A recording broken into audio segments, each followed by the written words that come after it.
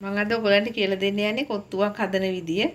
මම මේක අරගෙන තියෙන්නේ මේ කොත්තු පැකට් එක ගත්ත සුපර් මාකට් එකෙන්. ඒකේ තියෙන ඔයගලන්ටත් ගන්න පුළුවන්. ඒකෙන් මම පැකට් එකෙන් භාගයක් විතර ගත්තා 500ක් විතර. අරන් තියෙනවා. තව අරන් තියෙනවා. තව කැරට් අරන් තියෙනවා ලීස්. බිත්තර දෙකක් තියෙනවා. තව ලුණු, අවමිරිස්, කරපිංචා, තක්කාලි, සුදු ලුණු. දැන් අපි බලමු මේක හදන විදිය. දැන් මම තාච්චිය ලිපේ තියාගත්තා. මේ දැන් පොල් තෙල් දා ගන්නවා.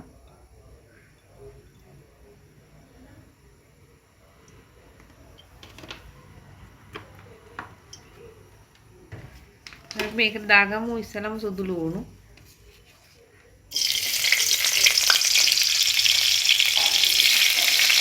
ලුණු ටිකක් දාගමු.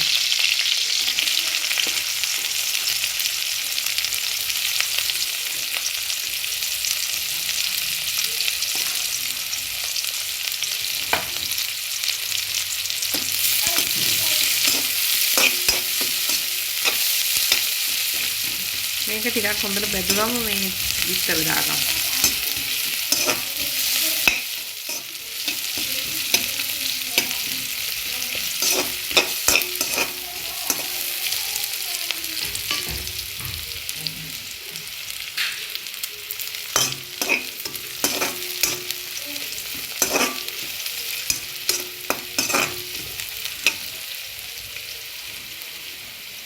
දැන් අපි විස්තර දෙකක් දාගමු.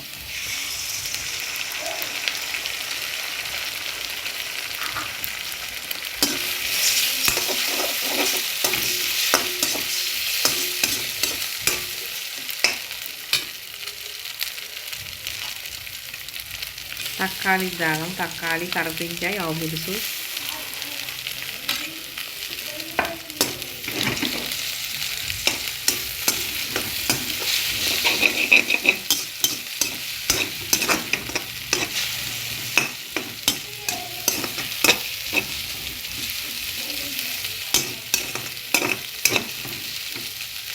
දැන් අපි මේකට කැරට් ටිකක් දාගමු.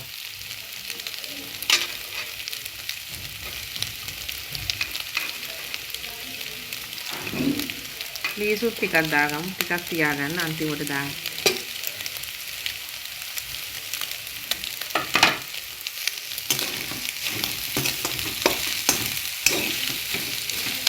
මේක විනාඩියක් විතර වගේ හොඳට මේ දැන් බෙදුනම මේ අනිත් ඒවා ටික දාගමු.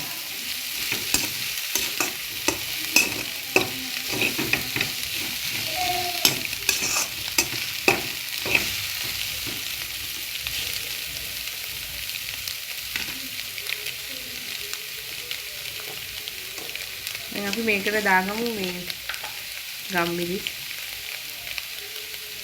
හැන්දක් විතර වගේ දාගන්න.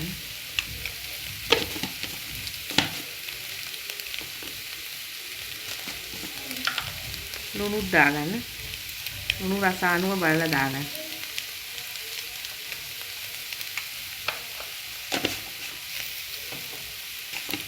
ආලා මේ මිරිස් කෑලි ටිකකුත් දාගන්න. මිරිස් කෑලි.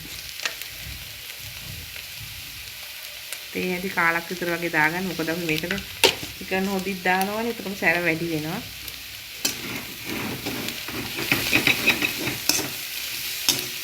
මේක දැන් හොඳට කවලම් කරලා කොත්තු ටික දාගන්න.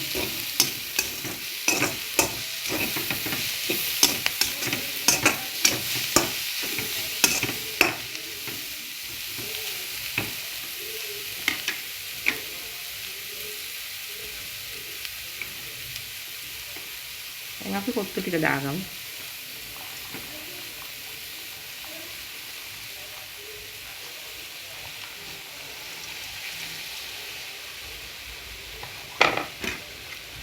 දාලා මේක හොඳට කවලම් කරන්න ඕනේ.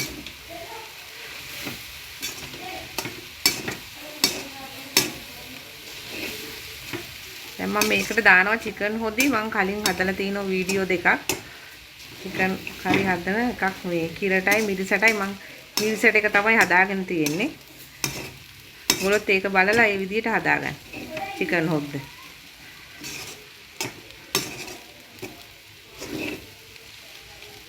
මේක දැන් හොඳට කවලම් කරලා ඉවරලා තමයි චිකන් හොදි දාගන්නේ.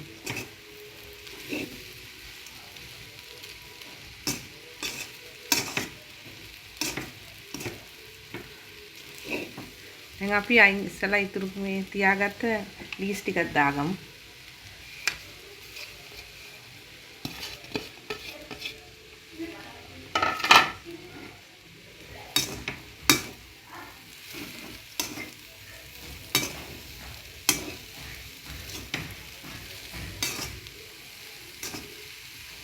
දැන් මේක විනාඩියක් විතර වගේ මේම ඉපේ තියලා ඊට පස්සේ අපි දාගමු මේ මස් හොදි ටික චිකන් හොදි.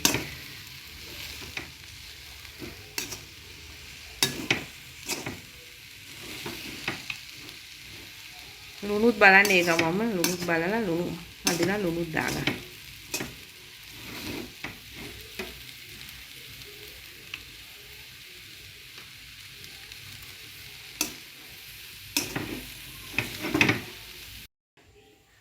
දැන් මේක විනාඩියක් විතර දැන් ගිහින් තියෙන්නේ. අපි දැන් මේ චිකන් හොදි ටික දාගමු.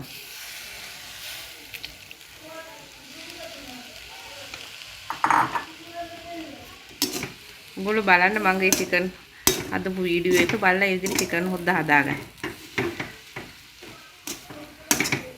දැන් මේක හොද්දට කවලම් කරලා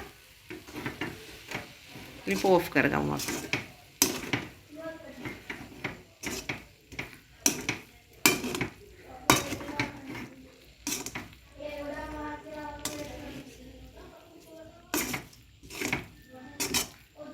මම මේ අද ගෙදර හදපු කොත්තුව ඔයගොල්ලොත් මේ විදිහට හදලා බලලා මේ මට රස කොහොමද කියලා කමෙන්ට් එකක් දාන්න.